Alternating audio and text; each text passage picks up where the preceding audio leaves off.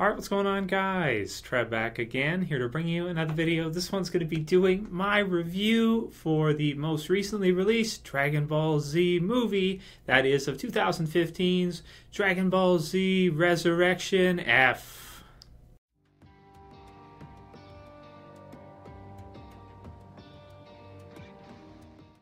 Okay, and this is going to contain minor spoilers. I'm going to try to keep the spoilers to a minimum.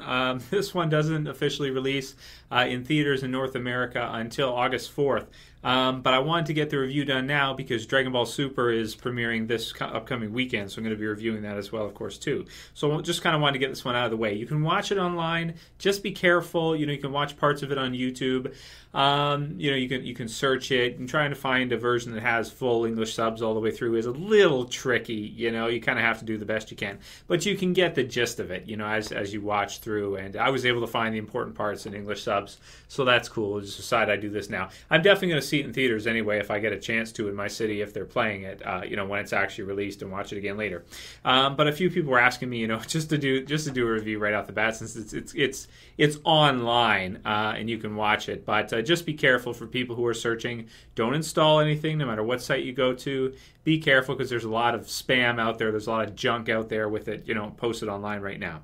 So heads up for that if you're going to watch it. I'm sure soon there'll be some good, full English subs all the way through on some reputable sites that you can watch without having to worry too much about all the scammy stuff. So be careful if you're searching online is what I'm saying. I'll try to keep this one spoiler-free for the most part. I will get into some spoilers, but for the most part, you know what you're getting with this one. So this will contain minor spoilers. It's Dragon Ball. You kind of know what's going to happen. There's really nothing in it that is crazy surprising, or no big character deaths that you didn't see coming or you didn't think could potentially happen in the movie. It's pretty straightforward, of what you would think. You see the trailer, you get the idea, you imagine how it will probably end, and you'll be pretty close, I would think. Although I was a little surprised by the ending, and I did like it. Some of my favorite parts about the movie, obviously, seeing updated DB animation with Freeza and Goku and Vegeta and the others is amazing, man. It's really awesome. Even the part where you have Frieza's army and the Z fighters, and they're all fighting, and you've got them flipping around, and you've got even Master Roshi's in there in his big beefy form, with his glasses on and that, and they're just kicking all kinds of ass because you've got some actual Frieza, minions, so to speak, that are close to their power level, even though Piccolo should be like way stronger than any of them. But Frieza's got his own army too, and they work hard, they train. So that said, it's pretty fun to see it. When it comes down to it, though, really, this is kind of a trailer movie. You watch the trailer, you get an idea of what it's going to be, and that's really what it is. It's all about the big fight, which you can watch on YouTube, but it constantly gets taken down, so heads up for that. The big fight, obviously. Frieza's been in hell, I guess. He's been training his ass off, and he's achieved this new gold form because he has to in order to be a threat. He has to become stronger. We all know this. He has to still be on the same playing field, and he is relatively on the same playing field with Goku, Vegeta in their Super Saiyan God, Super Saiyan Blue forms. So he's extremely, extremely powerful in his gold form, which I'm okay with that because Frieza was never really somebody to train anyway. Like, it was never like he's always just float. He doesn't even fly by himself. He's got this, he's with his horn form, his first form. He just sits in this little, floating thing, circular pod thing, and even that to me he seems so lazy, gifted but lazy, and just floats around and lets everybody do everything for him, and just kind of, he doesn't really do a whole lot himself. And he was still, at that time, was like the strongest character that we had in the known universe during the Frieza saga at the beginning, until eventually Goku goes Super Saiyan and defeats him, right? Of course. So if he was to actually train, we've seen the movies with his brother, Cooler, and, he has potential, obviously. If he's going to be in hell for a good while, which he has been, it's been a while, right? And he's training all the time, all the way through, and we don't count the parts in GT and what we see in that with Frieza and Cell and Kid Goku kind of having a cool fight with them, which isn't bad. But most people online I've seen think of GT as a multiverse, as its own universe type thing that doesn't match up with our current one. So in this one, Frieza is uber powerful. He's achieved this gold form. He calls it Gold Frieza. How original, right?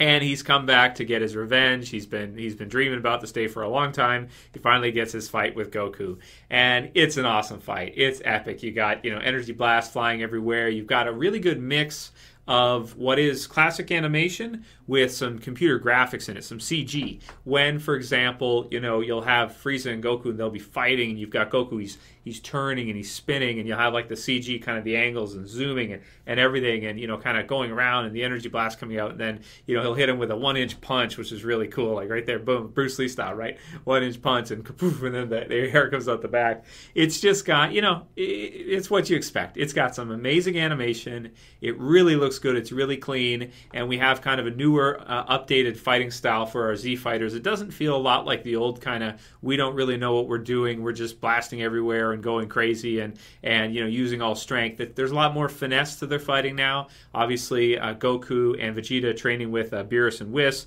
taught to be, Whis and Beerus. They're all about that. They're all about that finesse and that kind of really concentrated, focused style of fighting. Not that craziness, but that really relaxed and smooth and quick response type. If you've read some of the manga about them training and stuff like that style, and we get to see that here, which is really cool. There's a little bit of the crazy blasting and all that stuff too in the Kamehamehas, which you need to have always. But it's mixed in well with some other really clean fighting, which looks amazing. So the ending did surprise me a bit. Frieza is something that he does. I'll keep this open for people that haven't seen it. It's very like Frieza for him to do that. We saw it on Namek too. We see it all the time. If Frieza is in trouble, he resorts to dirty tactics. We've seen it time and time again. If he can't beat Super Saiyan Goku, what does he do? He's going to destroy the planet. Vegeta, in a way, used to be kind of bad for this too, with the Gallic Gun, destroy your whole planet deal. So if he can't win, he's going to win by any means necessary.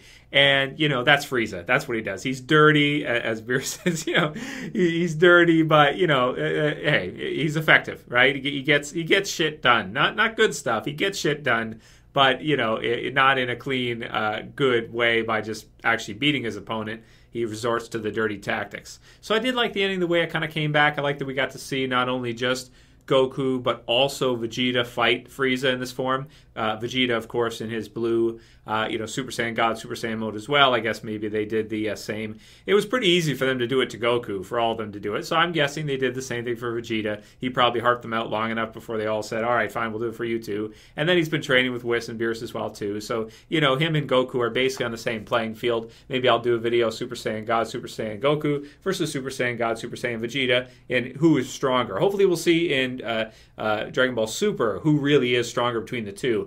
I get the sense, I'll just give you a quick thought here, I might do the follow-up video with that. I get the sense Goku is stronger, and he has surpassed him, same as the Buu Saga, even that's still the case.